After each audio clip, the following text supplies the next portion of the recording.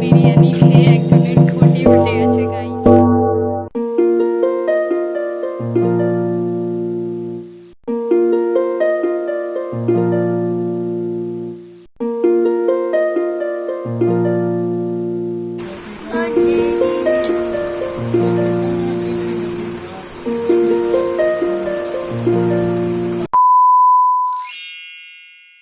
Hello everyone, welcome back to my channel. খুবই তাড়াহুড়োয় বাড়ি থেকে বেরোনোর কারণে কোনো রকম ইন্ট্রো করার সুযোগই পাইনি।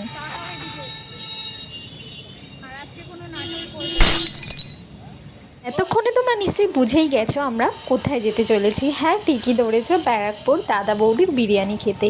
আর সমস্ত কিছুটাই স্পন্সর করেছিলেন এই যে সামনে একজন ব্যক্তি দেখতে পাচ্ছ, হেঁটে চলেছে উনি। আর আরেকজন ডিরেকশন দিচ্ছিল, আমাদের গাইড। এখন ফোনে ব্যস্ত ভীষণভাবে। এখানে এদের কমেন্টগুলো শুধু শোনো কি কি বলছে আমাকে। ড্রেন দেখতে পাচ্ছি, ওর মধ্যে কালো কালো জল পটি পড়ে আছে। বলো বলো বলো, কি বলছিলে? হ্যালো গাইস বলে দেবে গেলে কেন? বলবে তো। হ্যাঁ, রাখছি আমার অনেক দূরে ট্রেন জার্নি করতে বেশ ভালোই লাগে। তো আমরা মাঝেরহাট থেকে ব্যারাকপুরে ট্রেন ধরেছিলাম।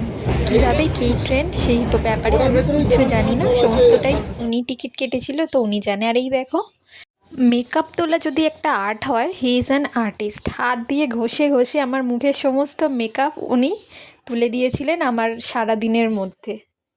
মেকআপ মুখ দেখতে একদমই পছন্দ করে না, নিজের বিরক্ত লাগে, তাই হাত দিয়ে এইভাবে ঘষে ঘষে তুলে দেয়। এতটাই বদমাশ। তো এই বিল্ডিংটা সুন্দর লাগছিল, সেটা দেখে আমি ভিডিও করছিলাম, তখনই ট্রেনটা দেখি স্লো হয়ে গেল। জানি না কেন আমার ভাগ্যে এরকম থাকে। তো ফাইনালি আমরা ব্যারাকপুর স্টেশনে এসে গেছি, এরপর ট্রেন থেকে নামবো।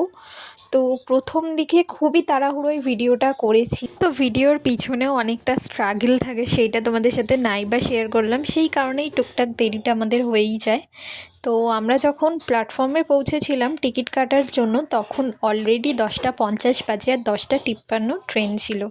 তো আমরা যখন ওই ওভারব্রিজ থেকে নামছি 10:51, 52, দেন একদম নিচে নেমে গেছি 53।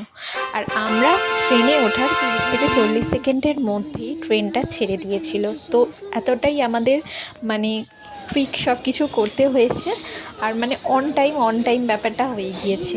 তো ফাইনালি দেখো ব্যারাকপুর স্টেশনে এসে পৌঁছে গেছি। হ্যালো গাইস, আমরা ব্যারাকপুরে এসে গেছি বিরিয়ানি গিলতে, স্পন্সার বাই হিম। ছোচার মতো খেতে এসছে, আবার তার উপরে ভিডিও। Thank you. লজ্জা করে না। কিন্তু ভিডিও করার বুদ্ধিটা কিন্তু আমাকে ওই দিয়েছিল। এরপর শুধু স্টেশন পেরোনোর পালা। স্টেশন থেকে পার হয়েই রাস্তার ওই পারেই রয়েছে দাদা বৌদি, মানে একদম খুবই কাছাকাছি স্টেশনে। আনফর্চুনেটলি আমরা বাইরে থেকে সেইভাবে ভিডিওটা করে উঠতেই পারিনি। তার কারণ হচ্ছে রাস্তায় প্রচুর গাড়ি যাচ্ছিল, না ভিডিও করব না গাড়ি থেকে দেখব। আর ইনি তো ভীষণ রাগ করছিলেন আমি ভিডিও করছিলাম বলে, কিন্তু ভিডিও করার জন্য কিন্তু উৎসাহী আমাকে উনি ফার্স্ট করেছ। তো অনেক বছর ধরে অনেক কিছু দেখেছি দাদা বৌদির নামে, শুনেছি, বাট যাই হোক নিজেদের গিয়ে একটু ট্রাই করার ইচ্ছা ছিল জিনিসটা কেমন, আদেও কি এতটাও ভালো জিনিস করে নাকি শুধুই নামেই এতটা ফেমাস, নাকি অনেকে আবার খারাপ ভিডিও বানিয়েছে দাদা বৌদির নামে। তো সবটা আমরা নিজেরা যাচাই করব বলে আমরা দাদা বৌদি হোটেলে গিয়েছিলাম। তো গিয়ে আমরা অনেকটাই অবাক হয়েছি, কারণ আমরা ভিডিওতে সবসময় দেখেছি যে প্রচুর প্রচুর ভিড় থাকে। হয়তো সেটা শনি রবিবারের কারণে, আমরা গিয়েছিলাম বুধবার, এটা একটা উইকডেজই ছিল, সেই কারণে এতটা ভিড় হয়নি। না রেস্টুরেন্টে ঢোকার জন্য ভিড়, না পার্সেল নেওয়ার জন্য সেরকম লাইন। তো আমরা রেস্টুরেন্টে ঢোকার সময় আমাদের জাস্ট জিজ্ঞেস করেছিল কজন আছি আর আমরা কোথায় বসতে চাই, নিচে না উপরে। তো আমরা বললাম যে নিচে যখন ফাঁকা আছে আমরা নিচেই বসবো। আর তাছাড়া আমরা শুনেছিলাম যে নিচের থেকে নাকি উপরের প্রত্যেকটা খাবারে চার্জ কিছু কিছু বেশি থাকে। তো সেই কারণে আমরা ভাবলাম ফাঁকা যখন আছে আমরা নিচেই বসবো। তারপর আমরা ঢুকে তো ছি, তারপর কিছুক্ষণ পরে আমাদেরকে আবার বের করে দিয়েছে, বলছে দাদা একটু 10 মিনিট দাঁড়ান, আমাদের এক্ষুনি হয়ে যাবে। তো আবার আমরা বাইরে এইভাবে বসেছিলাম। রেস্টুরেন্টের ভেতরে ঢুকিয়ে আবার আমাদের বার করে দিল, এতটাই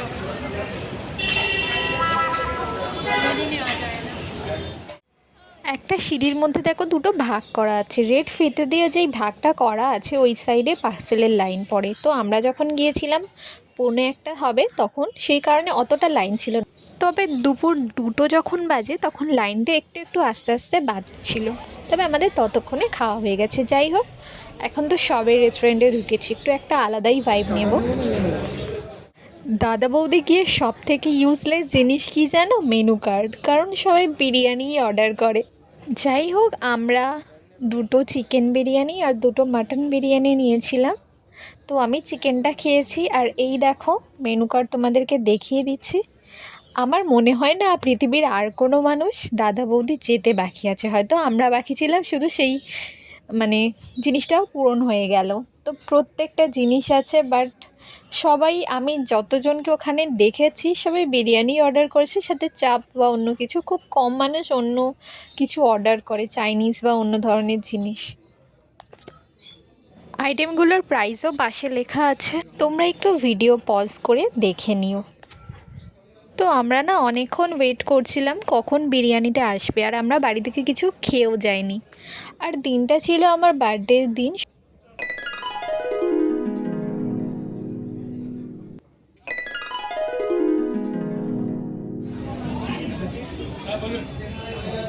বিরিয়ানির অর্ডার দিয়ে দিয়েছি, এখনো এসে পৌঁছায়নি। উনি ক্যালকুলেট করছে কত টাকা হবে। তো এখানে একটা কিছু ড্রিঙ্ক অর্ডার করেছিল। তো এটা আমার যেটা টেস্ট লেগেছে, কোকোলা বা থামস আপ কিছু একটা হবে, তার মধ্যে একটু জলজিরা দিয়ে অ্যাড করে দিয়েছে। তো ফাইনালি দেখো এই জিনিসটা এসে গেছে। এটা হচ্ছে মমতাজ চিকেন, 4 পিস ছিল। তো সেই কারণে আমরা অর্ডার করেছিলাম। জিনিসটার ডেকোরেশনটা ভীষণই সুন্দর, দেখতে ভীষণ ভালো লাগছে, বাট আমরা পুরো কোনোটাই খেতে পারিনি। সাথে বিরিয়ানির স্যালাডগুলো এসে গিয়েছিল, বাট বিরিয়ানিটা এসে তখনও পৌঁছায়নি। অধীর আগ্রহে বসেছিলাম, তারপর ফাইনালি দেখো বিরিয়ানি এসে পৌঁছালো। তো 2টো চিকেন আর 2টো মাটন ছিল, বাট কোয়ান্টিটি মা গো মা, কতটা দেয়!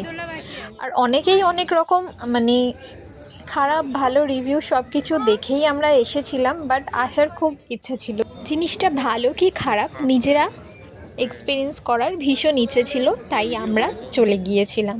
দেখো 4 প্লেট বিরিয়ানি, মমতাজ চিকেন আর স্যালাড, এই দিয়েই আমরা শুরু করলাম। আর এটাই আমাদের জন্য এনাফ ছিল, শুধু বিরিয়ানিটা অর্ডার করলেও যথেষ্ট হয়ে যেত। এই মানে সাইড ডিশের আর প্রয়োজনই হয় না। তো ওদের বিরিয়ানি সার্ভের ধরনটা কিন্তু অনেক সুন্দর ছিল, বেশ সুন্দর করে বাঙালিয়ানার টাচ রেখে কলা পাতায় করে বিরিয়ানি সার্ভ করেছিল। তো এত দূরে যখন এসছি ছবি টবি তো তুলতেই হবে, তাই না? বিরিয়ানিগুলো যখন সামনে এলো আমাদের, তো আমরা আর বেশিক্ষণ ওয়েট করতে পারিনি, কখন হামলে পড়বো বিরিয়ানির কাছে। বলা হয়নি তোমাদের, আমাকে কিন্তু 2 পিস চিকেন দিয়েছিল, সেটা দেখে আমি অবাক হয়ে গেছি। কারণ সবাইকে এক পিস করে, মানে চিকেন বা মাটন নাও 1 পিস করে দিয়েছিল, আমাকে 2 পিস দিয়েছিল। সবাই বলছিল আমার বার্থডে, সেই কারণে আমাকে এক্সট্রা দিয়েছে। যাই হোক, বার্থডে হলেও আমি অত খেতে পারিনি। আর মাংসটা জাস্ট এত নরম ছিল, কি বলবো। ঈদের সময় গরম গরম ধোঁয়া ওঠা বিরিয়ানি জাস্ট আলাদাই সুখ। তো বিরিয়ানির টেস্ট করে আমি যেটা বুঝলাম, বিরিয়ানির খেতে ভালো, কোয়ান্টিটিও ভীষণ ভালো।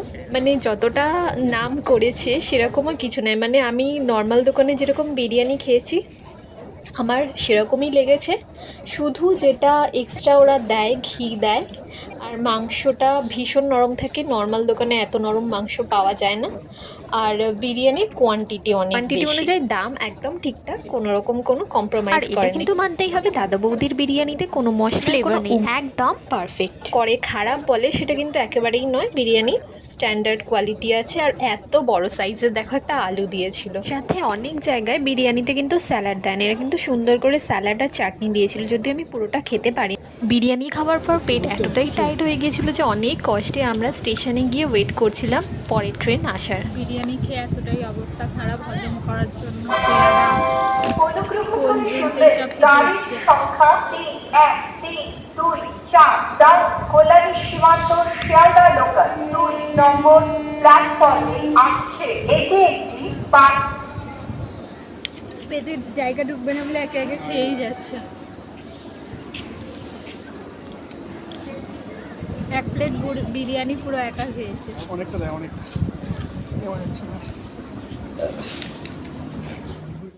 আর এদিকে তোমরা দেখতে পাচ্ছ ওর পেটটা কতটা ফুলেছে, কারণ ও একাই একমাত্র পুরো 1 প্লেট বিরিয়ানি খেয়েছিল, আমরা কেউ খেতে পারিনি। 3 नंबर प्लेटफॉर्म से थ्रू বিরিয়ানি ट्रेन খেতে পারিনি, कृपया কষ্ট করেছে। सुरक्षित दूरी আর প্রায় 1.5 ঘন্টা আমরা স্টেশনেই ওয়েট করছিলাম। তো এরপর আবারও আমরা ট্রেনে উঠে গিয়েছিলাম। সাথে দেখো সুন্দর দৃশ্যগুলো জানলা দিয়ে দেখা যাচ্ছিল, সেগুলোই একটু তো ক্যামেরাবন্দি করে তোমাদের সাথে শেয়ার করলাম।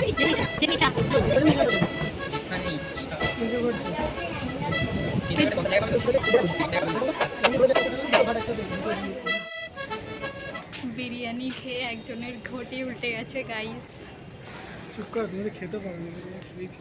1 প্লেট মাটন বিরিয়ানি খেয়েছে, একা সাবার করেছে, তারপর ঘটি উল্টে ট্রেনে শুয়েছিল। তো আমরা বিবাদীবাগের ওখানে নেমেছিলাম, মিলেনিয়াম পার্ক ছিল এটা, আর দৃশ্যগুলো জাস্ট অপরূপ সুন্দর। এখানে আমরা কিছুক্ষণ ওয়েট করেছিলাম, কিছু ফটোশ্যুট করেছি। তো দিনটা আমার খুবই ভালো গিয়েছিল। রোজকার একঘেয়েমি জীবন থেকে একটু বিদায় নেওয়ার জন্য এই দিনটা আমরা আমাদের মতো করে সেলিব্রেট করেছি। আর এই দিনটা শুধুই আমার বার্থডে ছিল না, আমাদের 7th years of love anniversary ছিল। তো খুবই স্পেশাল ছিল আমাদের দুজনের কাছেই। তো বার্থডের দিনটা আমাকে এতটা স্পেশাল ফিল করানোর জন্য সবাইকে অনেক অনেক থ্যাঙ্কস, যারা আমার সাথে ছিল এই দিনটা। স্পেশাল থ্যাঙ্কস টু ফটোও শ্যুট করে নিয়েছিলাম, বাট ও দেখো ভিডিও করে যাচ্ছে। তো তারপর ওখান থেকে বেরিয়ে এসেছিলাম, বেহালায় পৌঁছে গেছিলাম, কারণ সারাদিন সব কিছু হলেও আমার কেকটা কাটা হয়নি বার্থডে। তো বেহালার মিয়ামরে আমরা চলে গিয়েছিলাম, আর ওখান থেকে একটা হোয়াইট ফরেস্ট কেক নিয়েছিলাম। আমার কেক খেতে ভীষণই ভালো লাগে, সে তুমি আমার বার্থডেতে কেক দাও বা এমনি এমনি দাও, আমার খুবই ভালো লাগে। কেক, পেস্ট্রি সব কিছু আমি খেতে খুব ভালোবাসি। আর কেক আর চকলেটের ভাগ আমি কাউকে না শেয়ার করতে চাই না, আমার এতটাই বেশি পছন্দের। তো এখানে দেখো আমার নামটা লিখছে, ভাগ্যিস বয়সটা লেখেনি, নাহলে তো তোমরা জানতেই পেরে যেতে আমার বয়স কত। তো এখানে কেকটা কাটার সময় মাকে অনেক করে রিকোয়েস্ট করছিলাম যে একটু আসো কেকটা কাটবো, বাট মা এলোই না, বললো আমার খুব শরীরটা খারাপ। তো আমি আর জোর করিনি, তো নিজেরাই এই 3 জন মিলে কেকটা কেটে নিচ্ছিলাম।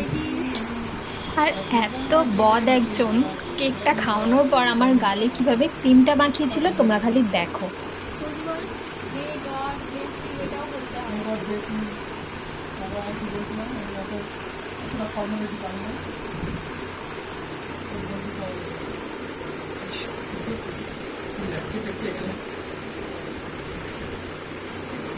খাইলো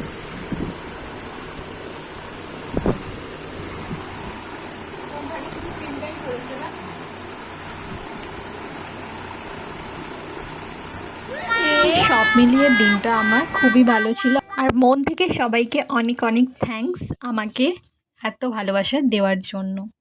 তো ভিডিওটা এখানেই শেষ করলাম। লাইক, কমেন্ট, শেয়ার আর সাবস্ক্রাইব করতে কিন্তু তোরা একদম ভুলবেন না।